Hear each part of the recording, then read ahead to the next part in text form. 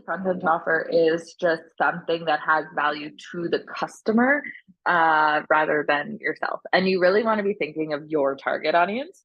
So the most common types of them, I'd say one of the easiest ones that maybe if you're just like, I just need to start this and break the seal, would be a checklist. So we're always looking for checklists. Like, give me 10 things that should be in my morning routine, give me like 5 ways to avoid mosquito bites, or give me the best travel kits, the packing list that you've ever seen, and make sure it has a really fun name. But yeah, just like a general checklist of a few items is something that people want. It intrigues them. You stick a good title on it, and it's nice and easy.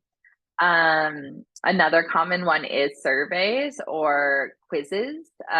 You definitely see like the BuzzFeed vibe, kind of brought all of those into excitement. Like, who doesn't want to know what type of unicorn they are? But there's a lot you can do that can help with your business as well. So that one though does take structurally, there's a lot more to it. And a lot of people in marketing will try to oversell you on building them for you. So be warned that that's probably not number one, but definitely a very cool one. They have very high engagement rates. So check that out. Free guides or ebooks are definitely pretty popular. My advice to that would be like, don't go crazy with making a 25-page ebook. Like, you can get money for a 25-page ebook, but if you don't have any funnels to get customers in, then yes, I advise you to take whatever you have and give some of it for free just as bait to build your business. But you could have just taken the time to build a 5-page ebook or 10 pages where some of them are photos or graphs, and see just the same result. So don't break your neck over it. The other thing is that might take you weeks to do. And then therefore that's weeks that you could have been collecting emails. Other things is just like free classes is technically a high value content offer. Even a free discovery call is a high value content offer.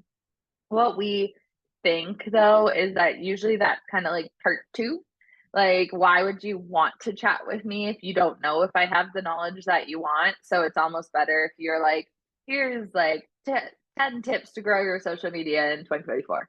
That's something you really want. Now you take the 10 tips, you start to implement them, and then now you're just like, oh, I need more social help. Now you're like, okay, cool.